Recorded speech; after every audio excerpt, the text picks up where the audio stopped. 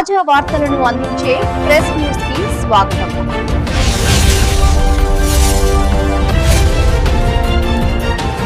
నమస్తే, welcome to press news. బులెటిన్ల ముందుగా headlines చూద్దాం.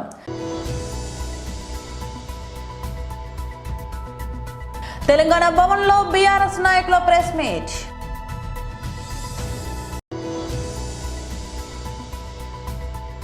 మీడియాతో మాట్లాడుతున్న ఎమ్మెల్సీ సి అంజిరెడ్డి.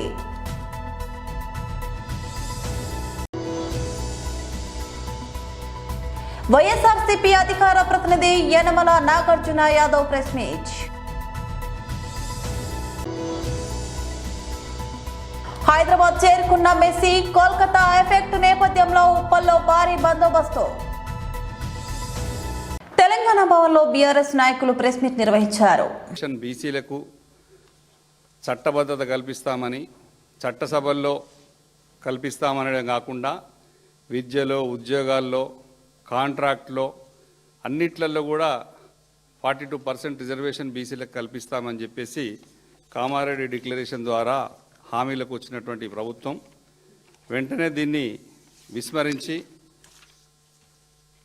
పట్టించుకోవడం మానేసి దాదాపు 2 సంవత్సరాలు కాలయాపన చేసి మొన్న మొదలు తెలిసి మోసం చేసింది, తెలిసే చేసిన మోసం ఇది. తెలియక చేస్తే తెలియదు అనుకోవచ్చు, చేసిన మోసం కాబట్టి ఇది మాకు బీసీలందరికీ కూడా అవమానంగా ఫీల్ అవుతూ బాధతో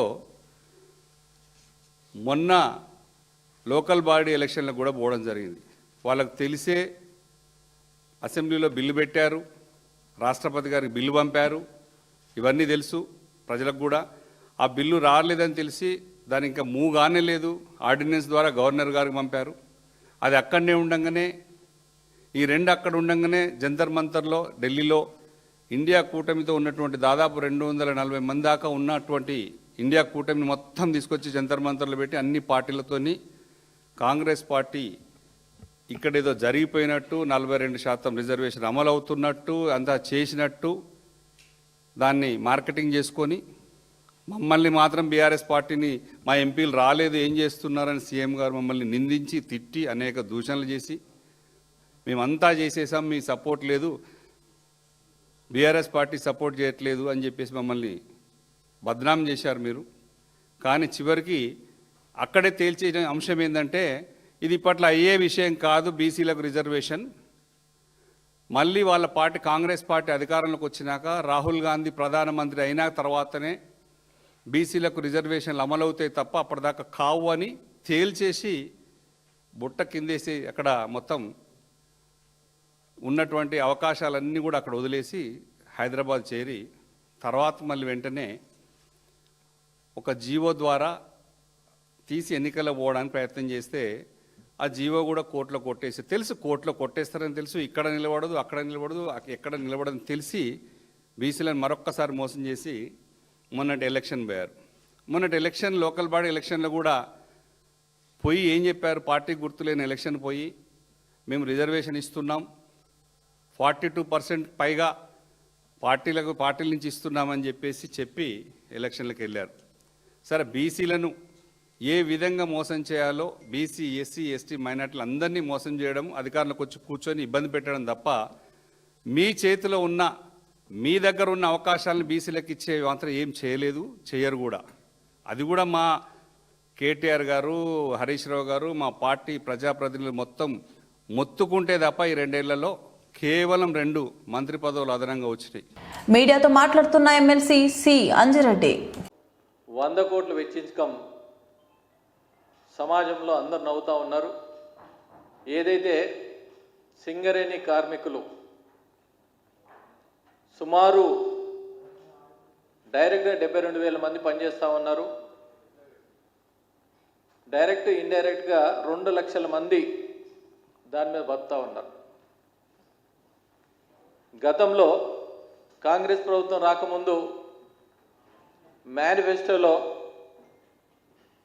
సింగరేణి కార్మికుల కోసానికి, సంక్షేమం కోసానికి ఏమన్నారంటే సింగరేణి యజమాన్యంలో రాజకీయం ఉండొద్దు, రాజకీయ జోక్యం ఉండొద్దు అని వాళ్ళే మేనిఫెస్టోలో విడుదల చేశారు. గత ప్రభుత్వం ఏం చేసిందంటే బీఆర్ఎస్ ప్రభుత్వం ఉన్నప్పుడు ఏదైతే సిఎస్ఆర్ ఫండు డిఎంఎఫ్ ఫండు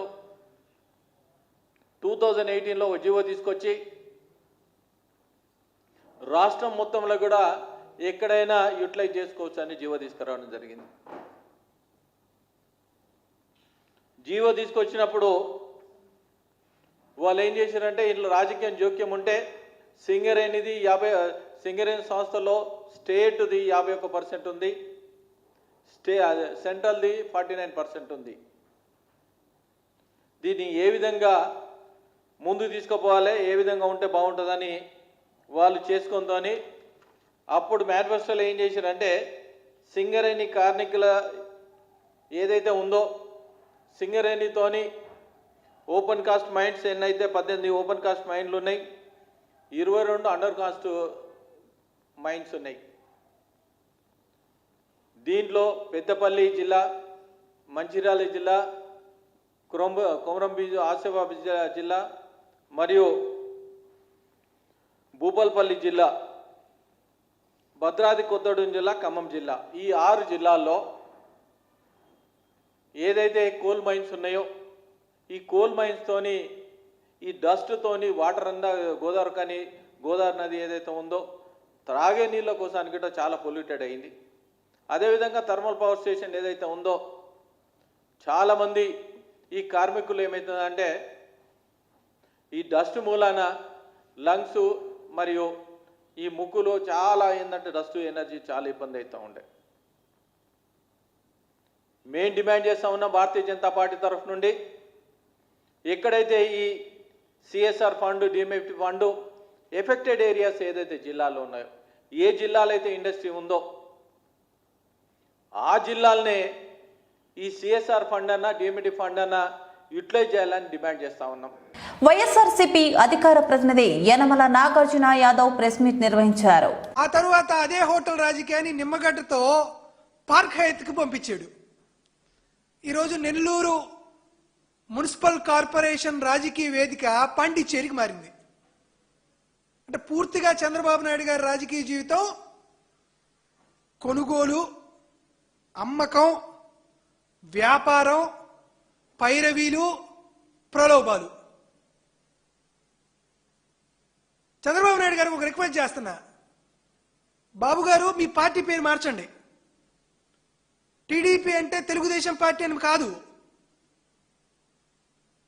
ఇది ట్రేడింగ్ డెమోక్రసీ పార్టీ అని పేరు మార్చండి. టీడీపీ అంటే ట్రేడింగ్ డెమోక్రసీ పార్టీ అని పేరు మార్చండి. ఇటువంటి కుటిల రాజకీయాలు, కుట్ర రాజకీయాలు, స్థాయి తక్కువ రాజకీయాలు చేయాల్సిన అవసరం చంద్రబాబు నాయుడు గారికి ఎందుకు వచ్చింది? 8 నెలల పదవీ కాలం ఉన్నటువంటి నెల్లూరు మేయర్ ఎన్నికల్లో ఒక గిరిజన మహిళని పదవి నుంచి తొలగించి తన తాబేదారులను కూర్చోబెట్టుకోవడం కోసం చంద్రబాబు నాయుడు గారు ఈ నీచ స్థాయికి దిగజార్చాల్సిన అవసరం ఎందుకు వచ్చింది? వాస్తవానికి ప్రజాస్వామ్యంలో ఓటు కీలకం అని అంటూ ఉంటారు అందరూ.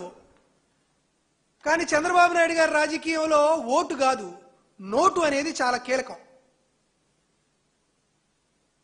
సరే, నెల్లూరులో 54 డివిజన్లు ఉంటే 2021 జరిగినటువంటి కార్పొరేషన్ ఎన్నికల్లో 54 డివిజన్లకి 54 YSR Congress party clean sweep చేసింది. తెలుగుదేశం పార్టీ నుండి ఒక్కరంటే ఒక్కరు కూడా పోటీ చేసేటువంటి శక్తి లేక, గెలిచేటువంటి శక్తి లేక నెల్లూరు మున్సిపాలిటీలో 0 అయింది.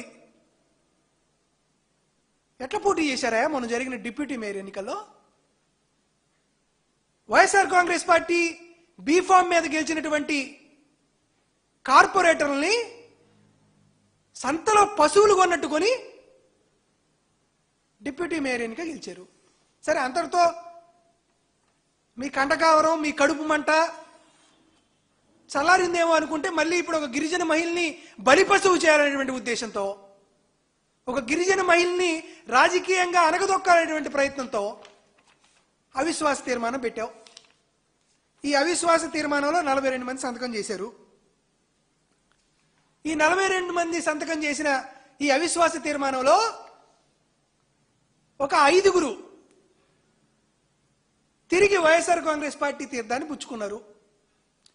నేరుగా మా పార్టీకి సంబంధించిన కార్పొరేటర్లే మా పార్టీ నెల్లూరు నగర సమన్వయకర్త అయినటువంటి చంద్రశేఖర్ రెడ్డి గారి ఆధ్వర్యంలో నెల్లూరు మున్సిపల్ అడ్వైజర్గా ఉన్నటువంటి అనిల్ కుమార్ యాదవ్ గారి ఆధ్వర్యంలో వైఎస్ఆర్ కాంగ్రెస్ పార్టీలో జాయిన్ అయ్యారు. ఫుట్బాల్ క్రీడాకారులు మెస్సీ శంషాబాద్ విమానాశ్రయానికి చేరుకున్నారు. మెస్సీ ప్రత్యేక విమానంలో హైదరాబాద్ నగరానికి విచ్చేశాడు. మరి కాసేపట్లో రోడ్డు మార్గం ద్వారా ఫలక్నుమా ప్యాలెస్ కు చేరుకున్నాడు. ఫలక్నుమా ప్యాలెస్ వద్ద భారీ బందోబస్తు ఏర్పాటు చేశారు. మరోవైపు మెస్సీతో మీట్ అండ్ గ్రేట్ సెషన్ ఏర్పాటు చేశారు. ఈ కార్యక్రమంలో మెస్సీని కలిసేందుకు 100 మందికి అవకాశం కల్పించారు. వారికి ప్రత్యేక క్యూఆర్ కోడ్లను జారీ చేశారు. మెస్సీ హైదరాబాద్ పర్యటన నేపథ్యంలో పోలీసులు విస్తృత భద్రతా ఏర్పాట్లు చేపట్టారు. కోల్కతాలో ఉద్రిక్త పరిస్థితులు తలెత్తిన నేపథ్యంలో ఉప్పల్ స్టేడియం వద్ద భద్రతను కట్టుదిట్టం చేశారు. కోల్కతాలోని సాల్ట్ లేక్ స్టేడియం నుంచి మెస్సీ త్వరగా వెళ్లిపోవడంపై ఆగ్రహించిన అభిమానులు కుర్చీలు, నీళ్ల బాటిళ్లు విసిరి తమ నిరసన తెలిపారు. ఈ ఘటన నేపథ్యంలో హైదరాబాద్ పోలీసులు అప్రమత్తమయ్యారు. ఫ్రెండ్లీ మ్యాచ్ జరగనున్న ఉప్పల్ స్టేడియం పరిసర ప్రాంతాల్లో 3000 మంది పోలీసులతో పటిష్ట భద్రతా ఏర్పాట్లు చేశారు. మ్యాచ్ టికెట్ ఉన్న వారిని మాత్రమే స్టేడియంలోకి అనుమతించనున్నారు. వాహనాల పార్కింగ్ కోసం 34 ప్రదేశాల్లో ఏర్పాట్లు చేశారు. ఉప్పల్ స్టేడియం, దాని పరిసర ప్రాంతాలను సీసీటీవీ కెమెరాలు, డ్రోన్ల ద్వారా నిరంతరం పర్యవేక్షిస్తున్నారు. స్టేడియం వద్ద భద్రతా ఏర్పాట్లను డీజీపీ శివధర్ రెడ్డి స్వయంగా పరిశీలించారు.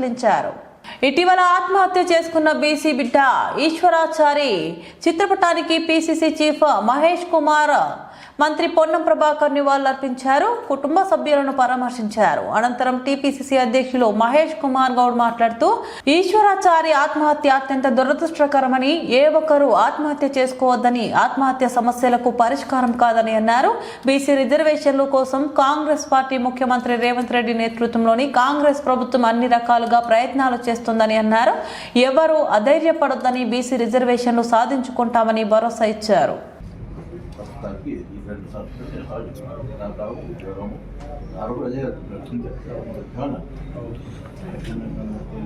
చదువు ఇది కాకపోతే చదువు చెప్పంటే ఏ స్కూల్ అని చెప్తాం, యువకు చెప్తాం, లేదా ఎట్లయితే అక్కడ రోజు పోయే స్కూల్ ఏమని చేస్తాం.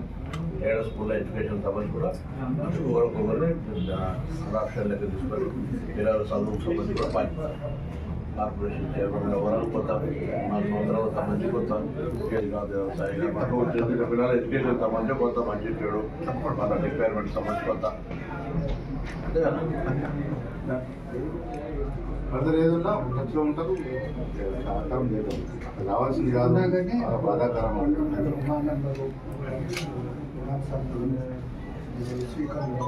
ఎవరు తీసుకున్నాడు ఆయన తీసుకున్నాడు కదా. నువ్వేం చదువుకున్నావు? నెగిటివ్ ఎక్కడ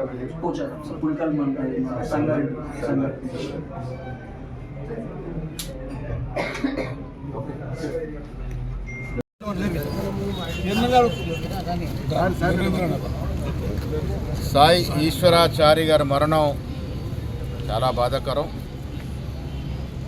బీసీ బిడ్డగా వారి పనికి పాల్పడాల్సింది కాదు, బట్ దురదృష్టకరంగా వారు స్వర్గస్థులు అవ్వడం జరిగింది. ఇవాళ నేను, నాతో పాటు గౌరవ మంత్రివర్యులు పొన్నం ప్రభాకర్ గారు, బీసీ కమిషన్ చైర్మన్ నిరంజన్ గారు, సీనియర్ నాయకులు వినయ్ కుమార్ గారు, ఇరావతి అనిల్ గారు, శ్రీకాంత్ గారు, మెట్టు సాయి గారితో పాటు అందరం కూడా, గణేశాచారి గారు, ఈశ్వరాచారి కుటుంబ సభ్యులు పరామర్శం జరిగింది. 3 పిల్లలు ఉన్నారు. వారి భవిష్యత్తు కోసం అన్ని రకాల సహాయ సహకారాలు అందిస్తామనే మాట నేను, మంత్రివర్యులు, పెద్దలందరూ కూడా చెప్పడం జరిగింది. ఇలాంటి సంఘటనలు ఇంక ముందు జరగకూడదు. కాంగ్రెస్ పార్టీ బీసీలకి రావాల్సిన రిజర్వేషన్ కోసం కట్టుబడి ఉంది. ఆ విషయంలో తుది వరకు పోరాటం చేయాలని రాష్ట్ర ముఖ్యమంత్రి రేవంత్ రెడ్డి గారితో పాటు కాంగ్రెస్ నాయకులందరం కూడా రాహుల్ గాంధీ గారి ఆశయం మేరకు పనిచేస్తూ ఉన్నాం. బీసీ సంఘాలకి, బీసీ యువకులకి నా విజ్ఞప్తి, మంచి రోజులు వస్తాయి, తొందరపడద్దు. అందరం కూడా ఈశ్వరాచార్య కుటుంబానికి సహకారాలు అందిస్తామనే మాట ఇస్తున్నారు. మనం చేస్తాం. ముషీరాబాద్ నియోజకవర్గం పరిధిలోని బొలక్నూర్ ప్రధాన రహదారిపై ఉన్న వెల్డింగ్ షాప్ వ్యాపారస్తులు సిద్ధి వినాయక అసోసియేషన్ సభ్యులు ఆవేదనను మీడియాతో పంచుకున్నారు. సుమారు 200 మందికి పైగా కుటుంబాలు ఈ వెల్డింగ్ షాప్ వ్యాపార సముదాయం పైన జీవనాధారం పొందుతున్నారు. సజావుగా సాగుతున్న సమయంలో చోరీ మాల్తో వ్యాపారం సాగిస్తున్న వారు తమ పొట్టను కొడుతున్నారని వ్యాపారస్తులు తమ ఆవేదనను వ్యక్తపరిచారు. మార్కెట్లో ప్రభుత్వ నిబంధన పరంగా జీఎస్టీలను ప్రభుత్వానికి అందిస్తూ సజావుగా వ్యాపారాన్ని సాగిస్తున్న వారికి ఈ చోరీ మాల్ వెల్డింగ్ బాక్సులు అక్రమంగా ఈ ప్రాంతానికి తీసుకొచ్చి జీఎస్టీ బిల్లు చెల్లించకుండా అతి తక్కువ ధరలకు అమ్మడంతో ఇటు వ్యాపారస్తులతో పాటు అటు వినియోగదారులపై వేటు పడుతుందని ఆవేదన వ్యక్తం చేశారు.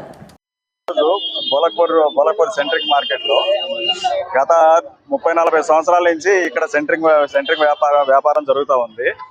గత కొన్ని సంవత్సరాల నుంచి జిఎస్టీ పరిధిలో లేని వాళ్ళు కొంతమంది మార్కెట్లో సెకండ్ హ్యాండ్ మెటీరియల్ కస్టమర్ల దగ్గరికి వెళ్ళి కొనుక్కుని వస్తున్నారు. కొంతమంది దొంగదానం చేసుకొస్తున్నారు. కస్టమర్లకి మేము నాణ్యమైన సెంట్రింగ్ మెటీరియల్ జిఎస్టీ పరిధిలో ఉన్న వాళ్ళని జిఎస్టీ రిజిస్ట్రేషన్ తోటి విత్ బిల్ తోటి మెటీరియల్ అమ్ముతున్నాం. అట్లాంటిది వీళ్ళు దొంగదానం చేసుకొచ్చే మెటీరియల్ 20-30 రూపాయలు కొనేసి మార్కెట్లో 30 నుంచి 40-50 రూపాయల మధ్యలో అమ్ముతున్నారు. మేము ఇక్కడ లక్షల ఇన్వెస్ట్మెంట్ చేసి అద్దెలు కట్టుకుంటారు. కొన్ని వందల మందికి జీవనోపాధి కల్పిస్తున్నటువంటి ఈ బోలక్పూర్ మార్కెట్లో వీళ్ళు అక్రమంగా చోరీ చేసుకొచ్చి ఇక్కడ మెటీరియల్ అమ్మడంతో ఇక్కడ వందలాది మంది యొక్క జీవితాలు అగమ్య గోచంగా దాపురించింది. ఇంకోటి ఏంటంటే మేమందరమే ట్యాక్సులు కట్టేసి ప్రతి నెల వచ్చి 10,000 నుంచి 3 లక్షలు 4 లక్షలు జిఎస్టీ రిటర్న్స్ చెల్లించేది గవర్నమెంట్కి ఆదాయాన్ని చేకూర్చే మనుషులు మేము. ఈరోజు మేము కనీసం ఒక షాప్ రెంట్ కట్టుకోవడానికి కూడా గడవని పరిస్థితి. అట్లాంటిది 10,000 కిరాయి చెల్లించేసి ఎక్కడెక్కడో మెటీరియల్ తీసుకొస్తున్నాడు. అమ్మేసేసుకుని లక్షల కోట్లు గడిస్తున్నారు. దళిత గత ప్రభుత్వంలో దళిత బంధు అయితే ఒక చిన్న రిజిస్ట్రేషన్ ఉన్నది అంటే వాళ్ళు కనీసం ఒక 20 లక్షలు కూడా వ్యాపారం చేయలేరు సంవత్సరానికి. అట్లాంటిది ఒక్కొక్కళ్ళు 3-4 కోట్ల రూపాయలు వ్యాపారాలు చేశారు. ఇట్లా ఈ మెటీరియల్ అక్కడే సేల్ చేస్తాం. మళ్ళీ ఇమీడియట్గా వాళ్ళే కొనుక్కేసి లక్షలు దండుకునేసి ఇంతమంది యొక్క యూపీ నుంచి బీహార్ నుంచి ఎక్కడెక్కడి నుంచి వచ్చి 100 మంది మా మీద ఆధారపడి బతుకుతున్నారు. వీళ్ళందరినీ యొక్క జీవన ఆధారాన్ని దెబ్బతీసే విధంగా ఈ దందా జరుగుతుంది. కాబట్టి దీని మీద పోలీసు వారు తగు చర్యలు తీసుకుని యాక్షన్ తీసుకుని దీన్ని స్పందించేసి ఈ అక్రమ మార్కెట్ దందాన్ని అరికట్టాలని అందరూ మీడియా ద్వారా సవినయంగా కోరుకుంటున్నాం. నల్గొండ జిల్లా నార్కట్పల్లి మండలంలోని ఔరవాణి గ్రామంలో ఒక విచిత్రమైన సంఘటన చోటు చేసుకుంది. సాధారణంగా ఎన్నికల్లో ఓటు వేయడానికి డబ్బు మద్యం పంపిణీ చేయడం తెలిసిందే. అయితే సర్పంచ్ ఎన్నికల్లో పోటీ చేసి ఓడిపోయిన ఒక అభ్యర్థి ఎన్నికల ముందు గ్రామస్తులకు ఇచ్చిన డబ్బులను తిరిగి వసూలు చేసుకున్నాడు. ఔరవానికి చెందిన కల్లూరి బాలరాజు అనే వ్యక్తి బీఆర్ఎస్ మద్దతుతో సర్పంచ్ అభ్యర్థిగా పోటీ చేశాడు. కాంగ్రెస్ పార్టీ బలపరిచిన అభ్యర్థి జక్కల పరమేష్ కూడా బరిలో నిలిచాడు. 2 రోజుల క్రితం జరిగిన తొలి విడత పంచాయతీ ఎన్నికల్లో పరమేష్ బాలరాజుపై 450 ఓట్ల ఆధిక్యంతో విజయం సాధించాడు. ఈ ఎన్నికల్లో బాలరాజు దాదాపు 10 లక్షలు ఖర్చు చేసినట్లు సమాచారం. తక్కువ ఓట్లతో ఓడిపోతే పట్టించుకునే వాళ్ళం కాదని, కానీ 450 ఓట్ల తేడాతో ఓటమి పాలవడంతో డబ్బులు వసూలు చేయాలని నిర్ణయించుకున్నామని బాలరాజు కుటుంబ సభ్యులు తెలిపారు. బాలరాజు ఒక చేత్తో దేవుడి ఫోటో పట్టుకొని తనకు ఓటు వేసిన వారు దేవుడి మీద ప్రమాణం చేసి చెప్పాలని, లేదంటే తాను ఇచ్చిన డబ్బులు తిరిగి ఇవ్వాలని కోరుతూ ఊరంతా తిరిగాడు. చాలా మంది వద్ద డబ్బులు వసూలు చేసుకున్నాడు. బులెటిన్ ముగించే ముందు మరోసారి హెడ్లైన్స్ చూద్దాం.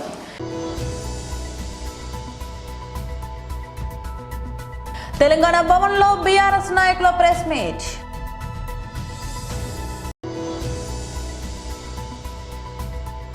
మీడియాతో మాట్లాడుతున్న ఎమ్మెల్సీ సి అంజిరెడ్డి.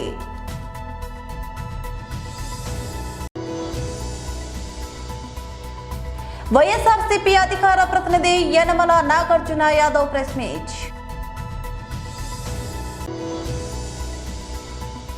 హైదరాబాద్ చేరుకున్న మెస్సీ కోల్కతా ఎఫెక్ట్ నేపథ్యంలో ఉప్పల్లో భారీ బందోబస్తు. ఈ బులెటిన్ అప్డేట్స్ మరో బులెటిన్ లో మళ్ళీ కలుద్దాం. అంతవరకు సెలవు, నమస్తే. తాజా వార్తలను అందించే ప్రెస్ న్యూస్ కి స్వాగతం.